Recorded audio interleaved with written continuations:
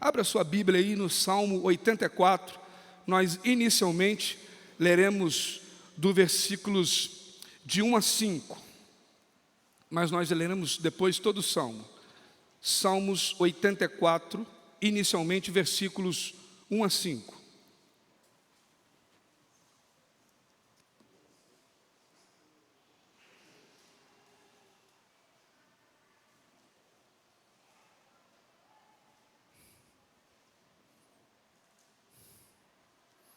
Diz o texto, Salmos 84, inicialmente versículos 1 a 5. Quão amáveis são os teus tabernáculos, Senhor dos exércitos. A minha alma suspira e desfalece pelos átrios do Senhor. O meu coração e a minha carne exultam pelo Deus vivo.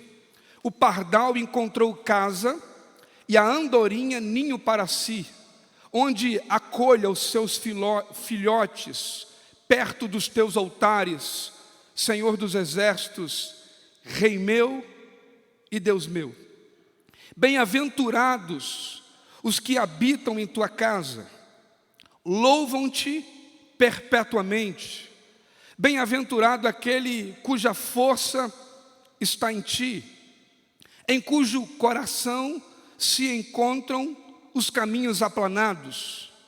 Meus amados irmãos, eu queria meditar com vocês nessa noite, nesse texto, trazendo à sua memória ensinamentos tão profundos que se encontram nesse texto. Queria pensar com vocês sobre os benefícios da presença de Deus. Era muito comum no Antigo Testamento Israel viver o tempo da peregrinação. Salmo 84 vai registrar um tempo onde Israel vivia e lutava contra a solidão. Era um tempo de exílio. Os israelitas haviam sido dispersos de Jerusalém. Então, pelo menos 3 vezes ao ano, os israelitas piedosos, que estavam distantes da cidade de Jerusalém, voltavam para Jerusalém para adorar a Deus. Iam pelo menos na festa, chamada Festa da Páscoa, que significava a libertação de Israel do Egito. Voltavam durante a segunda festa, chamada a Festa do Tabernáculo, que era comemorada a festa da peregrinação, porque o templo de Deus, que foi sonhado por Davi, construído por Salomão, já estava lá no Monte Sião, em Jerusalém.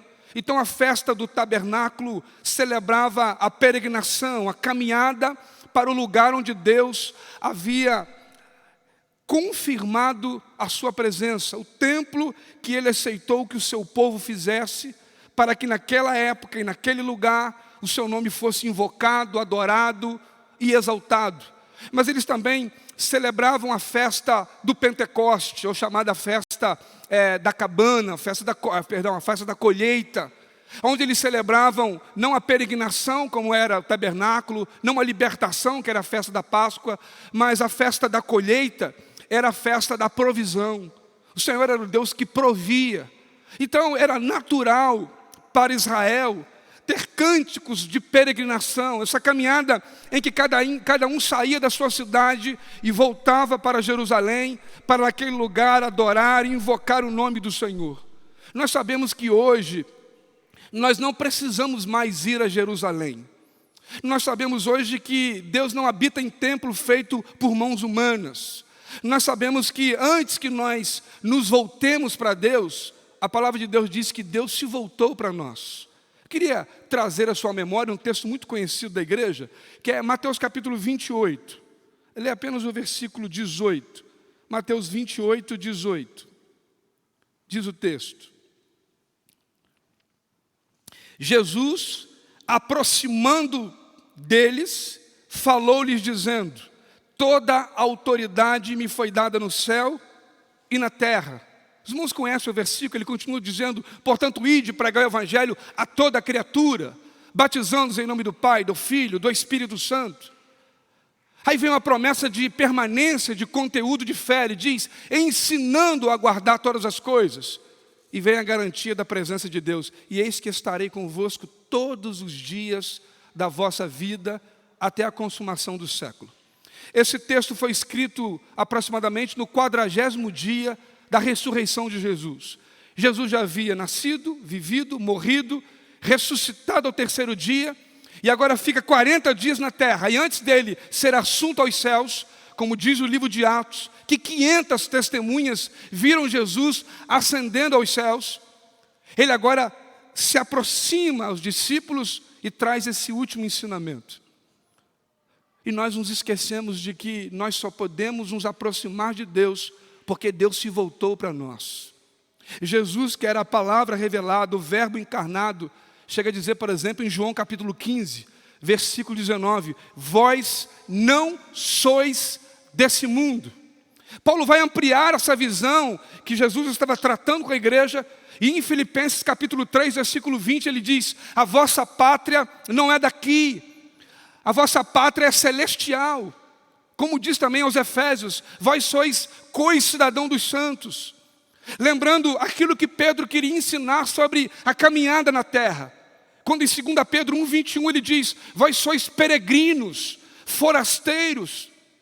Nós também estamos hoje como o povo de Israel, peregrinando, caminhando aqui na terra, para que nós cheguemos a Jerusalém celestial. A vida com Deus é muito mais do período que nós vivemos aqui na terra. Paulo chega a dizer, se a nossa esperança fosse apenas para uma vida aqui na terra, nós seríamos o pior dos pecadores, o mais infeliz entre os pecadores. Então, na história da nossa peregrinação, o Salmo 84, ele vai conflitar o nosso coração de como nós temos valorizado a companhia de Deus, a presença de Deus em nossa peregrinação aqui na terra. Nós olharemos para esse texto e vejamos que embora Spurgeon, embora Lutero e embora Calvino, chega a dizer que esse texto é um texto que foi escrito por Davi, se você olhar no subtítulo da sua Bíblia, ele marca como autor desse texto os filhos de Corá. Você deve lembrar desse nome. Números capítulo 26 vai falar quem foi Corá. Corá, ele lidera uma rebelião contra Moisés. Ele, com 250 homens, se rebela contra a autoridade de Moisés dada por Deus. E Deus então trata essa rebelião, que a Bíblia diz que rebelião é um pecado comparado com um espírito de feitiçaria. E Deus então manifesta o seu poder e todos aqueles rebeldes são retirados da terra. A palavra diz que a terra engoliu eles. Eu queria ler esse texto com vocês, número 26, versículos 10 e 11. É o terceiro livro da sua Bíblia. Quarto livro, né? Números capítulo 26, versículos 10 e 11. A terra abriu a boca e os engoliu com Corá, morrendo aquele grupo, quando o fogo consumiu 250 homens, e isso serviu de advertência. Mas os filhos de Corá não morreram. Observem isso. Aqui vai um princípio muito forte, irmãos, porque na doutrina espírita há um karma que diz que nós herdamos o pecado dos antepassados, que muito peso de luta que a gente vive é porque os nossos antepassados pecaram. E embora Corá liderou essa rebelião, o texto diz que os filhos de Corá não morreram, porque eles não seguiram a rebelião do seu pai. O texto vai dizer que o Corá, que representava o clã dos coatitas, eles serviam como levita no templo.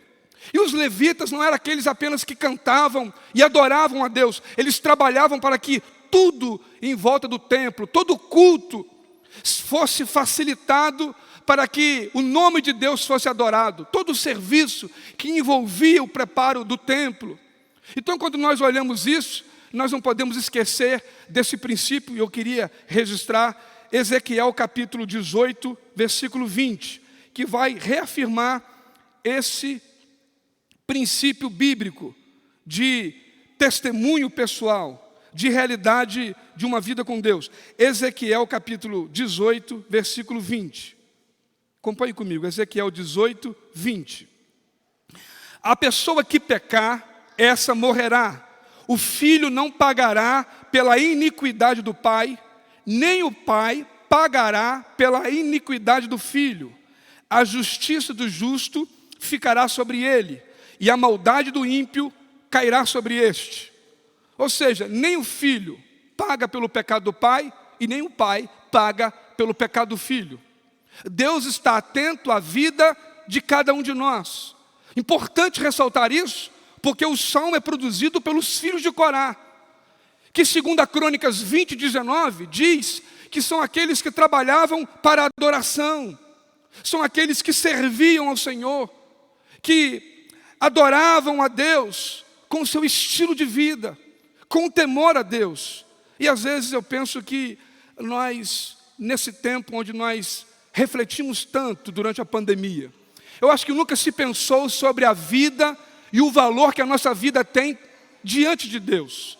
Ou nunca se pensou sobre a morte. O Evangelho, ele fala da vida, mas o Evangelho fala também da morte.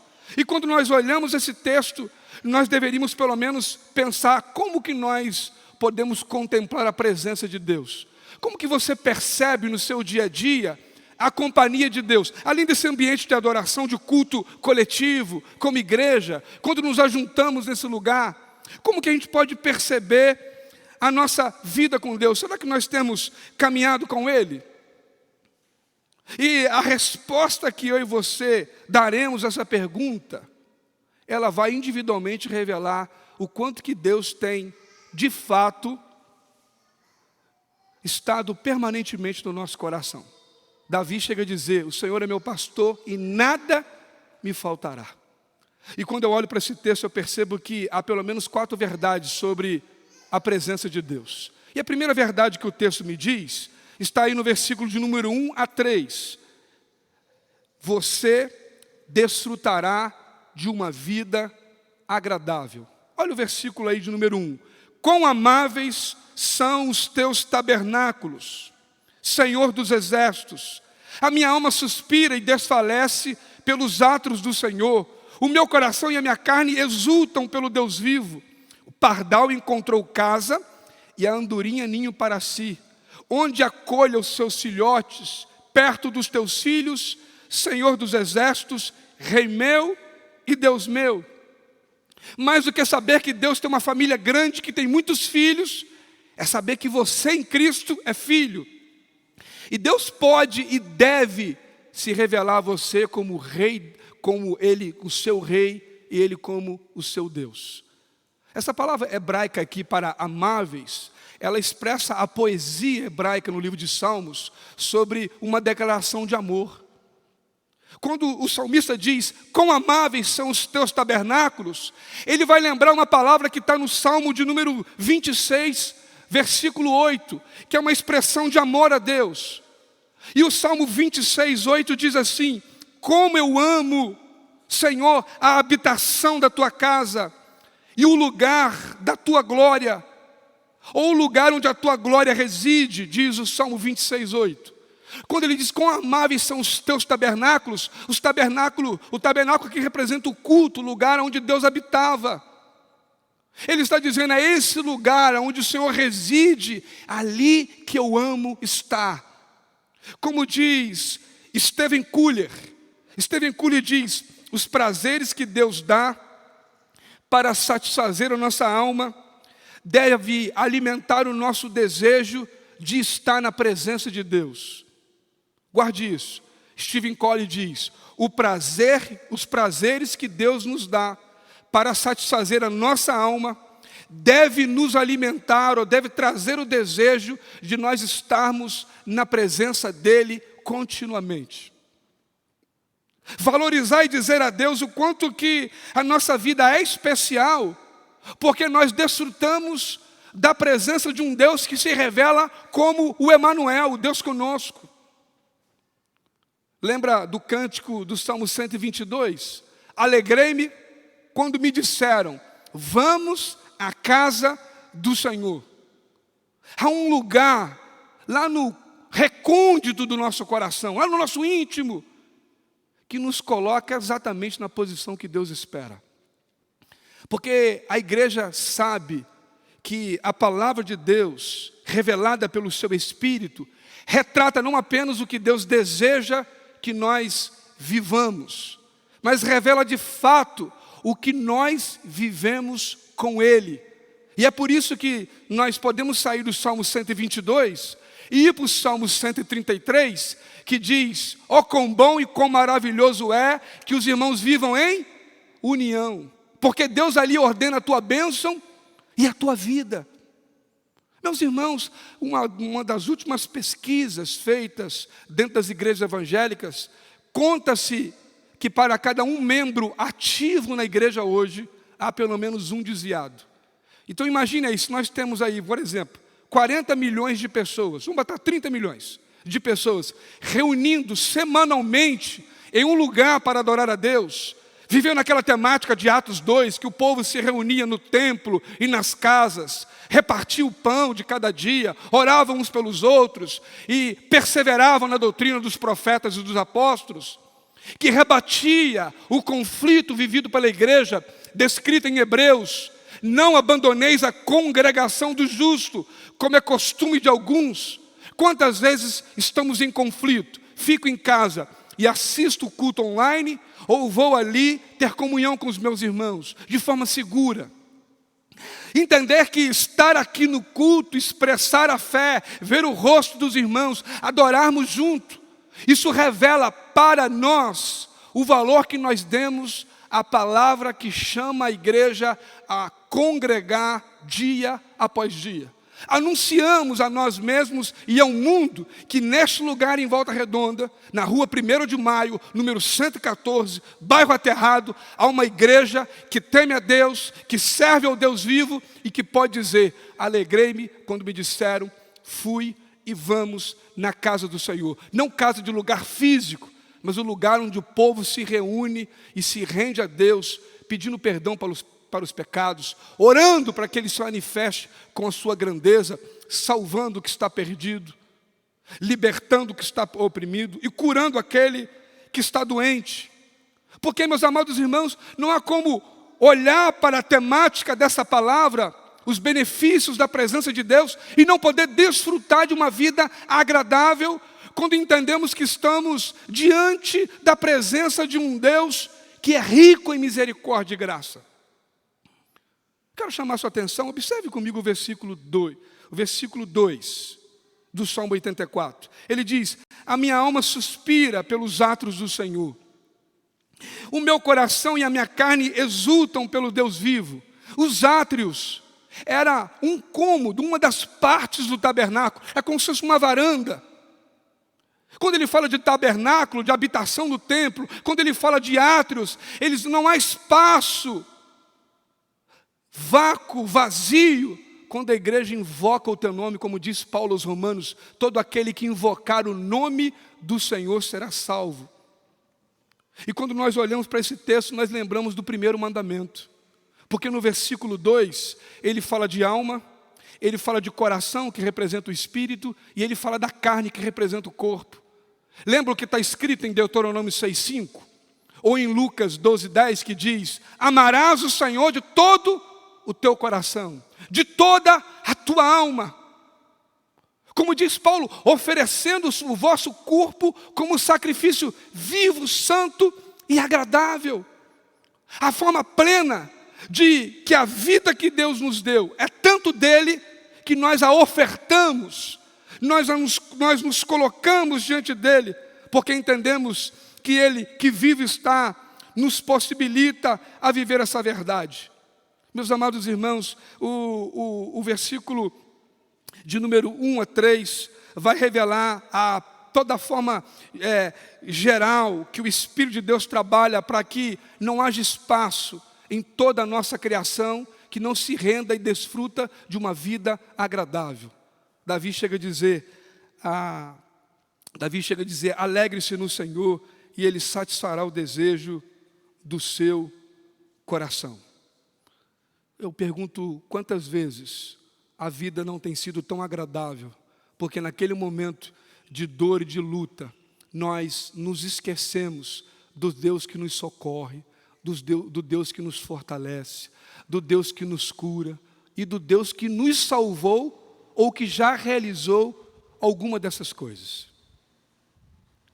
Quantas vezes, por nos esquecermos disso, que os filhos de Corá, olhando para o seu pai, não tiveram bom testemunho, se mantiveram atentos aos mandamentos de Deus e desfrutaram de uma vida agradável, porque se colocaram diante de um Deus que, vivo e soberano, realiza a sua obra entre nós, a partir de nós.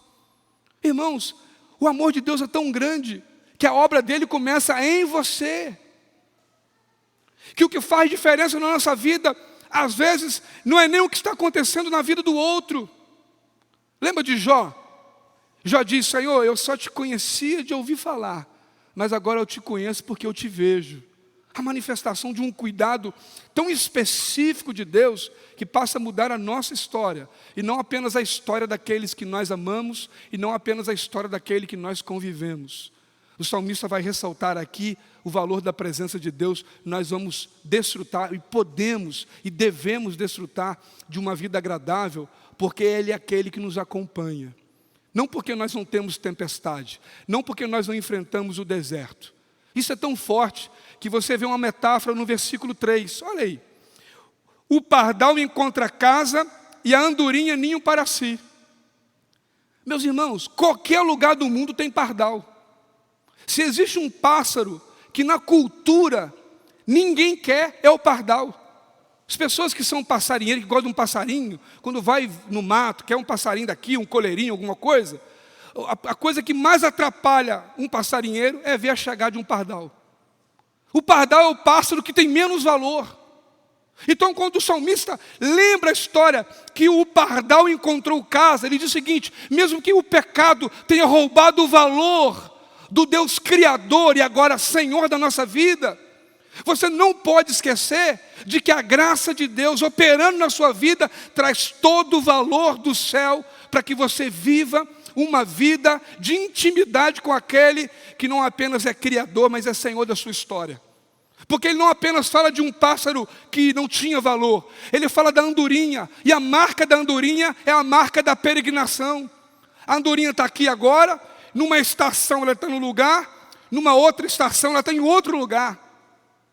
E ele vai lembrar dessa peregrinação vivida por Israel nesse tempo, que querendo agora viver em Jerusalém não podia mais, porque eles estavam no exílio, eles haviam sido dispersos, estavam longe da casa deles, do lugar onde o próprio Deus deles havia permitido que se construísse um templo, onde o nome dele fosse exaltado, onde o nome dele fosse glorificado. E aí, como andorinha, eu posso ir para lá e para cá, mas o que importa é o quanto que o meu coração está rendido a este Deus que se revela dia após dia com a sua bondade. O Salmo 34:8 diz: provai e vede que o Senhor é bom. O primeiro benefício da presença de Deus é o benefício de nós desfrutarmos uma vida agradável. Agora, eu queria ler o versículo 4 e 5 do Salmo 84, que diz: bem-aventurado, ou mais que feliz, são aqueles que habitam em tua casa, louvam-te perpetuamente. Bem-aventurado aquele cuja força está em ti, cujo coração se encontra os caminhos aplanados. A segunda verdade que a presença de Deus nos traz é o encontro da verdadeira felicidade.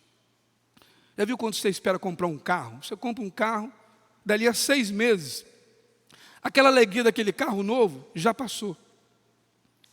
Se você olhar para a cultura do mercado, então, já tem um carro com um novo modelo, outro carro com outro modelo, você quer aquele outro carro, sua alegria já não está naquele carro, já passou. Quando nós olhamos esse texto que diz: bem-aventurado, mais do que feliz, é aquele que habita em tua casa, o salmista está dizendo que a primeira realidade da verdadeira alegria, da felicidade, está em uma vida contínua com Deus. Andar com Deus garante com que você e eu nos mantenhamos felizes. Serão felizes aqueles que caminham com Deus. Por isso ele diz: bem feliz é aquele que habita na tua casa. Para um povo que estava fora da casa, que foi tirado deles a terra natal, e eles agora, durante o período do exílio, tinham que voltar para a cidade deles, eles reconheciam exatamente o valor de querer estar em um lugar onde o nome de Deus, eles tinham certeza, ali o meu Deus é adorado.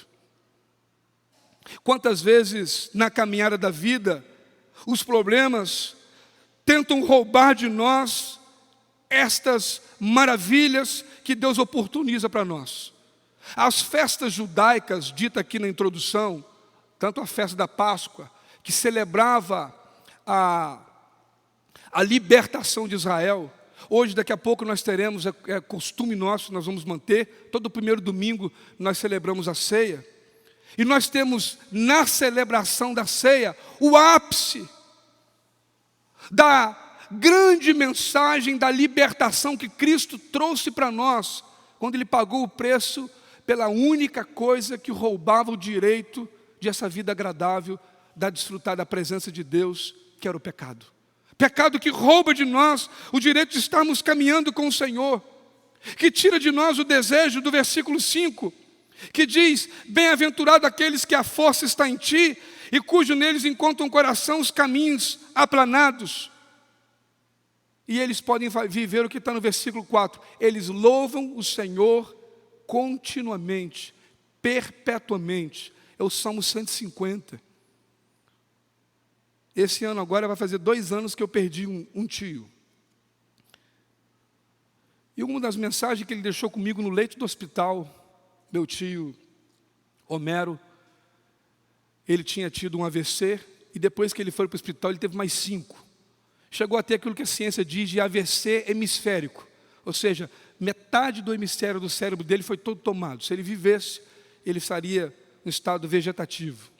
E quando eu cheguei naquele hospital, ele ainda lúcido, se eu não me engano era o 2º dia, ele estava lúcido, aguardando. Ele falou comigo assim: olha, eu tive uma dor de cabeça tão grande, eu creio que esse AVC é muito mais sério do que eu imagino. Mas uma coisa eu te digo, meu sobrinho, se eu não sair daqui, eu estou em paz, porque a minha vida pertence aos Reis dos Reis e ao Senhor dos Senhores. Eu realmente entreguei minha vida por Jesus, eu sou filho de Deus, eu estou em paz com isso. 17 dias, se eu não me engano, depois, nós estávamos sepultando o meu tio, que internou dia 17 de outubro e faleceu no dia 1º de novembro de 2019. Mas eu fiquei com aquele testemunho. E disse assim: eu vou louvar a Deus, porque eu sei que Ele cuida de mim. E quantas vezes eu voltei naquele hospital, ele entubado, quando eu colocava a mão na mão dele, quando eu orava com ele, quando eu cantava um louvor próximo dele, a lágrima escorria nos olhos. É como se ele lutava para poder me responder, mas a mente dele já não era mais capaz. Ao mesmo tempo que uma parte do cérebro parece que queria me responder com aquelas lágrimas, ele fisicamente não me respondia mais. Mas aquele homem no leito do hospital dizia: a minha vida de Deus, eu posso adorar a Ele, porque Ele é o Senhor da minha vida. E quantas vezes nós nos esquecemos de que, embora a vida nos traga momentos difíceis, nós somos convidados a viver o que o salmista disse: bem-aventurados aqueles que habitam em tua casa, porque eles louvam perpetuamente. Não há como você estar diante da presença de Deus e não desfrutar da magnitude da sua glória, da sua presença, e não render a Ele aquilo que Ele é digno de receber. Louvores por aquilo que Ele nos dá. Eu queria ler com você Salmo 16, versículo 11. Leia comigo aí, Salmo 16, versículo 11.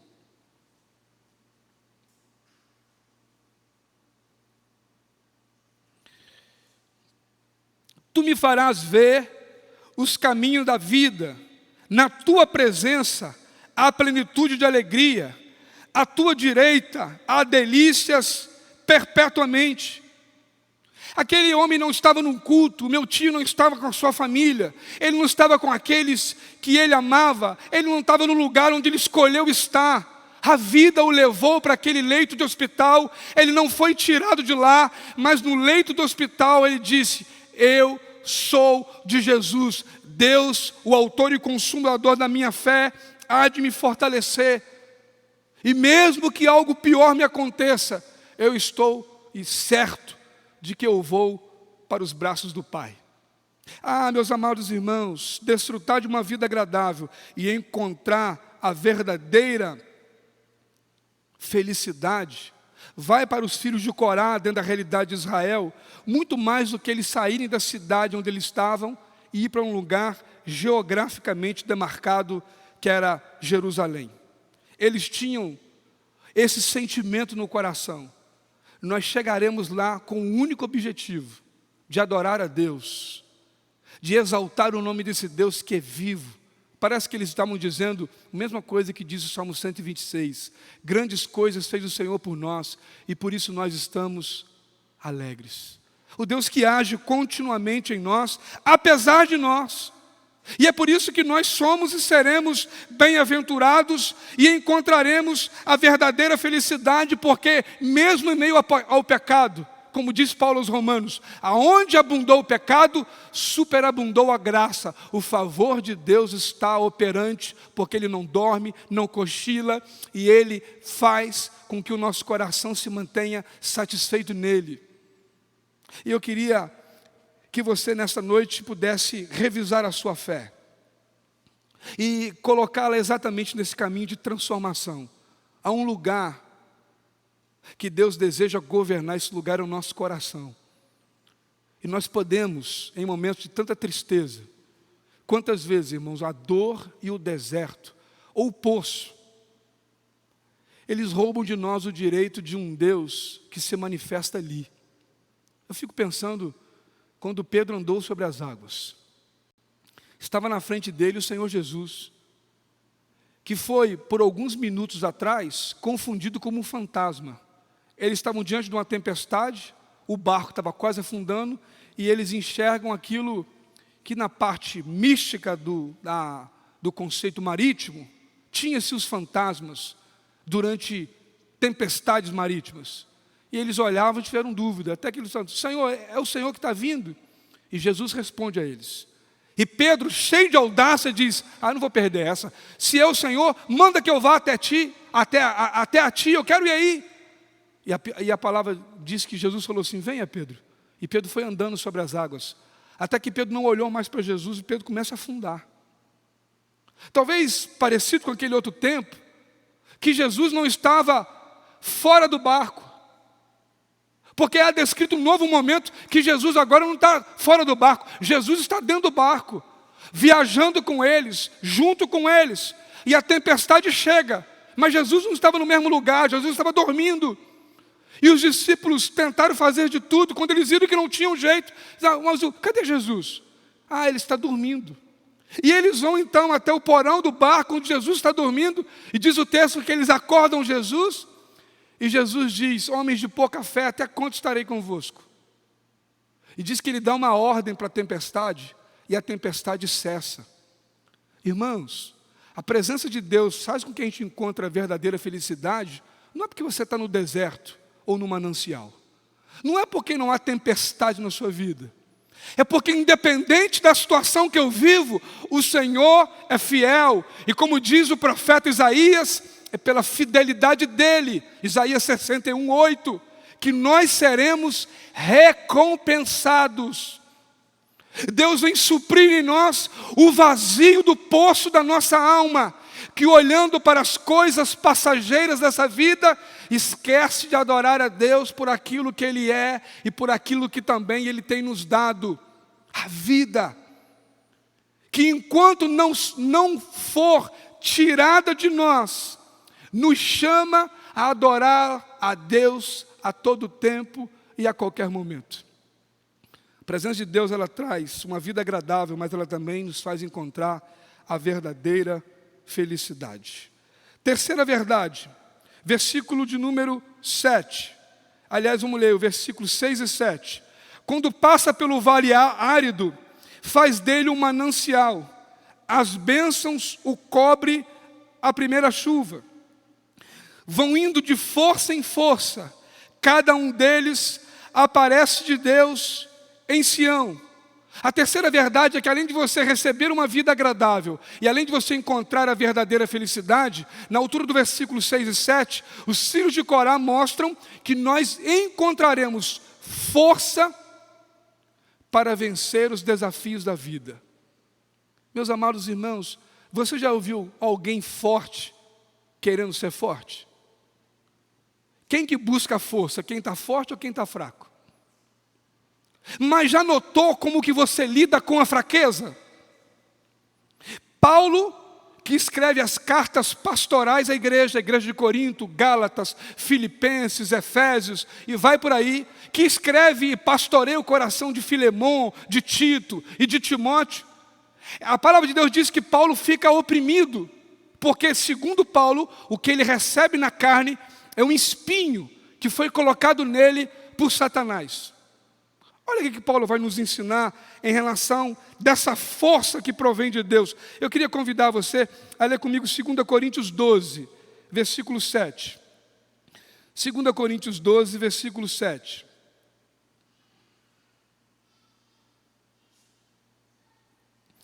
Diz o texto: e para que eu não ficasse orgulhoso com a grandeza das revelações, foi-me posto um espinho na carne, mensageiro de Satanás, para me esbofetear, a fim de que eu não me exalte. Versículo 8. 3 vezes pedi ao Senhor que o afastasse de mim. Versículo 9. Então ele me disse: a minha graça é o que basta para você, porque o poder se aperfeiçoa na fraqueza. De boa vontade, pois, mas me gloriarei nas fraquezas, para que sobre mim repouse o poder de Cristo. A palavra de Deus diz que Paulo, ele andava e a sombra dele curava as pessoas. A palavra de Deus diz que Paulo transpirava como eu estou transpirando aqui. Ele pegava lenço e secava o lenço. Quando ele saía, as pessoas pegavam o lenço e passando nela as pessoas eram curadas. Paulo diz, e aí, o Espírito Santo de Deus fala através de Paulo, que ele pregando, a igreja lotada, não cabia gente na igreja, não tinha pandemia, o pessoal podia vir à vontade, não tem nem medo, e a igreja lotada. E diz que um homem chamado Eutico estava numa janela. Esse homem cai, os irmãos vão acudir esse homem, e esse homem morre. E Paulo é informado que durante aquele culto, durante aquela pregação, aquele homem que estava na igreja cai e morre. Paulo termina de pregar, vai até Eutico, ora por ele, e Eutico ressuscita. Agora esse homem não vai lidar com o medo, com a enfermidade, com a tempestade e com o deserto de ninguém, mas com o deserto dele. Que ele diz à igreja, que se a igreja pudesse arrancar os olhos e dar para ele de tanta dor que ele tinha, ele diz: eu reconheço o amor da igreja por mim. Eu sei que vocês, se pudessem, tirariam os olhos de vocês e me dariam os seus olhos. Este homem sabe que Deus é poderoso para fazer isso. E ele clama a ele, Deus diz assim: ó, a minha graça te basta. Graça é favor imerecido.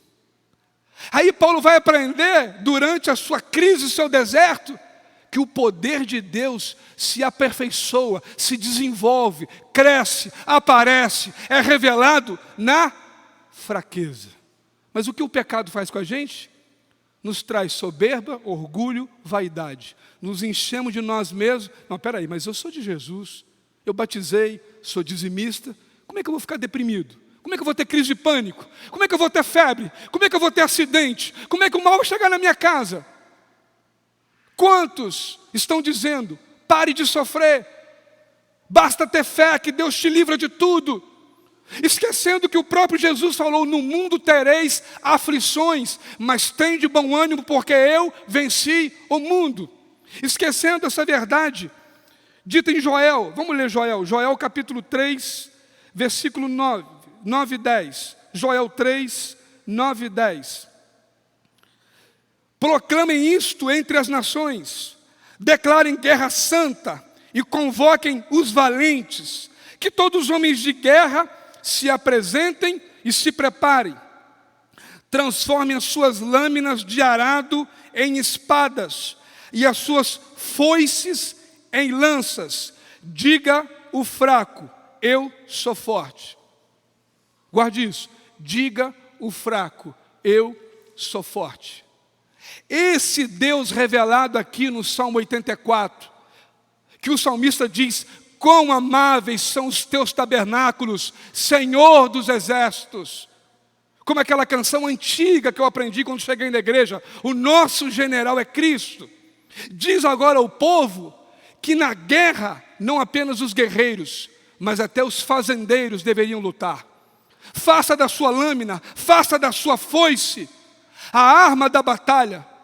E digo fraco, eu sou forte, porque na verdade, a grande vitória da guerra não está na força que o homem tem, mas é na força que o Espírito de Deus traz a mim e a você como filho dele. E nós temos isso, não vai ser alvo da minha mensagem esta noite, a palavra dita de guerra espiritual, que nós esquecemos disso. Há pessoas que falam, pastor, nem fala o nome desse bicho aí, mas a palavra de Deus fala sobre ele, fala sobre o diabo. A palavra diz, sujeitai-vos a Deus, resisti ao diabo e ele fugirá de vós. A palavra diz, sede fortalecidos no Senhor. Irmãos, nós por nós mesmos não podemos nada, a nossa força vem dele. A autoridade, a unção, o cuidado, o zelo, para que a gente possa viver, mesmo quando reconhecemos que somos fracos. A nossa carne sente. Talvez quando você chegou aqui, você estranhou a medição da temperatura do seu corpo. Há uma norma imposta pelo governo municipal, pelas autoridades de medicina, que quando você vai estar num grupo de ajuntamento, tem que medir a temperatura. Às vezes eu fico pensando, qual é a temperatura da nossa fé? De entender que a presença de Deus traz uma vida agradável, traz a verdadeira felicidade, mas nos traz a força diante de uma fraqueza encontrada na vida dos filhos de Deus, que ainda em pecado, redimidos pela graça, mas enfrentando o pecado a todo dia. Quantas vezes temos que enfrentar o pecado do vício, da mentira, do engano, da raiva, do ódio. Irmãos, anda um pouco de carro em Volta Redonda e você vê o tanto de ódio que há na humanidade. As pessoas não esperam mais nem estacionar. A pessoa está indo, a pessoa dá seta para entrar à direita, ele está atrás da pessoa e começa aquela primeiro buzinaço, depois uma xingação, porque a pessoa viu uma vaga, precisa parar o carro e vai estacionar. Inquietação da alma, perturbação de espírito, falta de zelo pelas coisas de Deus.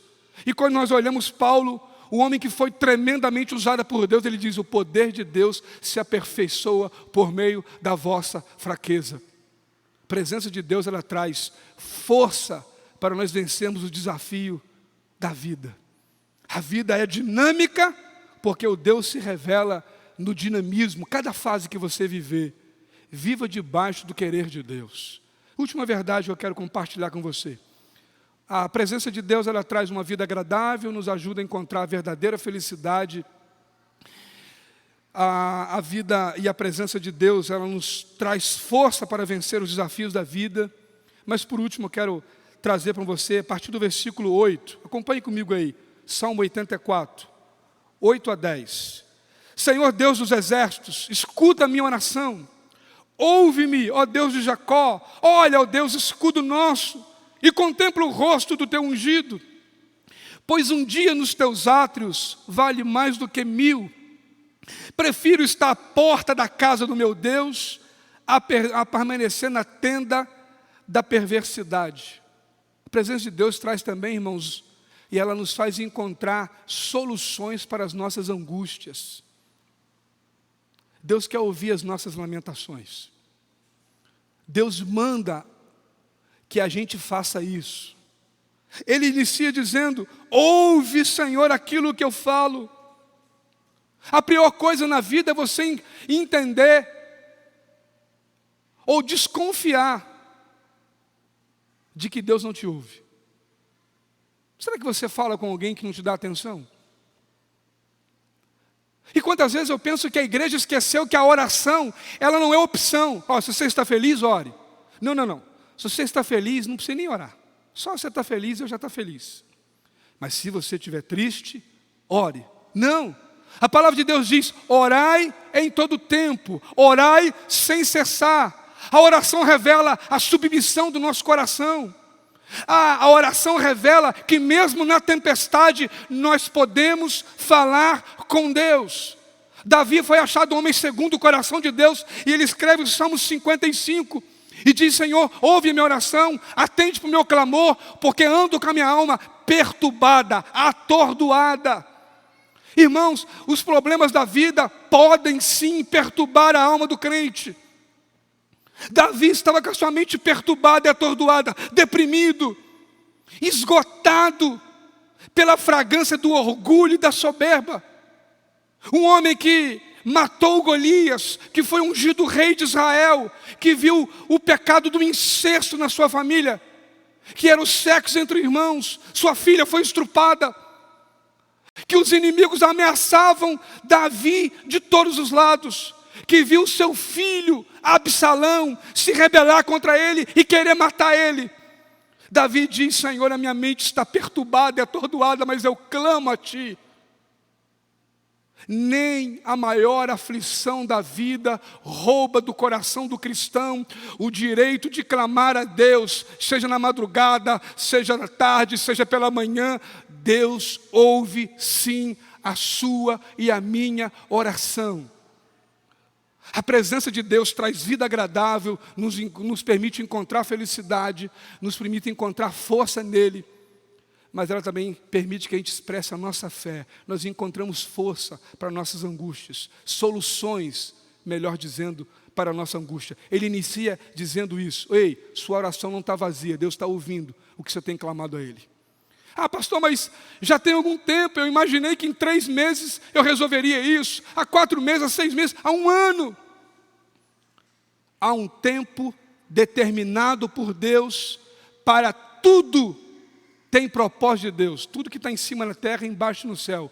Peça a Deus que te dê paciência, inclua isso. Porque você vê que o texto diz: ouve a minha oração, ou seja, permita que eu creia e não se mantenha incrédulo, de que obedecendo a tua palavra e clamando a ti, eu terei a minha resposta. Mas a oração vai para um segundo momento. Ele diz: ouve, diz o texto, olha comigo aí, versículo de número 9, olha, ó Deus, escudo nosso, e contempla o teu rosto, e contempla o rosto do teu ungido. A oração do salmista, dos filhos de Corá, vai para um segundo estágio, que é o estágio da sinalização, de dizer: não, Senhor, eu não quero apenas entender que o Senhor me ouve, eu quero que o Senhor veja. E eu fico pensando, quando Jesus está ensinando os seus discípulos, no grande sermão do monte, ele diz lá em Mateus capítulo 6, e quando orares, entra no teu quarto, ore em secreto, e o Deus que te ouve, te abençoará. É isso que está no texto? Não, e o Deus que te vê. Há um momento de comunhão com Deus tão grande, que Ele quer que você entenda que Ele não apenas te ouve, Ele te vê. Porque, irmãos, nós fadados pela fadiga do pecado, quantas vezes nós não nos colocamos diante de Deus como precisamos nos colocar? Você já pensou se Deus fosse lidar com a gente apenas por aquilo que a gente fala? Seja honesto comigo, tem hora que a gente fala muita besteira, sim ou não? Se a gente pudesse e tivesse um livro, tudo que você falar, Deus te desse um livro. Tem um recurso, acho, no WhatsApp, né? Você aperta o áudio, você vai falando, ele vai escrevendo o texto. Você fala e aí tem e produz o texto. Já pensou se tudo que você falasse, produzisse o texto e no final, o Espírito Santo fizesse com você o que minha mãe fez muito quando era pequeno, contando a história para mim, do João do pé de feijão, da Branca de Neve, várias histórias para mim dormir. Só que Deus, ao invés de contar uma história ilustrativa, uma metáfora sobre o dia, Deus contasse para você a sua história de fé ou de incredulidade, reprisando a sua vida o que você falou, porque a palavra tem poder. E o texto diz que Deus não te ouve, Deus também te vê, porque quando Deus te vê, Ele está dizendo: você detém a minha atenção, Deus te conhece. Isaías chega a dizer que Ele nos chamará pelo nome. E olhar para esse texto e saber que Deus não apenas nos ouve, que Deus também nos vê, traz a nossa menção de que, na verdade, o salmista não estava preocupado apenas em estar em Jerusalém. Ele só queria saber aonde o lugar de Deus habitava, ele queria estar. Irmãos, a nossa vida precisa permear por essa questão. Nós não podemos viver uma vida abaixo daquilo que Deus tem para nós. Se eu perguntar para você assim, o que diz o Salmo 23? Eu tenho certeza que todos os irmãos sabem. Agora o Salmo 23 tem 6 versículos. Você sabe qual que é o último versículo do Salmo 23? Ele diz assim: certamente que a bondade e a misericórdia do Senhor me seguirão todos os dias, até a consumação dos séculos. Todos os dias. Ele não está dizendo, e o meu povo me seguirá todos os dias. Certamente a bondade e a misericórdia de Deus me seguirá. Não é por causa de você, é apesar de você. Lembra daquele cântico antigo? Posso cantar aqui não, né, Marquinhos? Senão eu vou desafinar. Que diz, aí eu vou fazer o que o Carneiro fala: meu amor não canta, só cita a frase da música, que diz: maior é o que está em nós do que o que está no mundo. O selo da presença do Espírito, que nos permite chorar quando estamos tristes, mas nos permite sorrir quando estamos felizes, porque a alegria, como diz a palavra, ela vem pelo amanhã, pelo acordar. Somos despertados pelo renovo da graça e da misericórdia de Deus. Eu queria concluir essa mensagem, meus amados irmãos, confrontando ou desafiando o seu coração a não viver uma vida cristã medíocre. Busque viver uma vida plena, diga não ao pecado, santifique a sua vida, busque ao Senhor. Faça aquilo que os discípulos desejaram quando falaram para Jesus: Jesus, qual é o maior mandamento?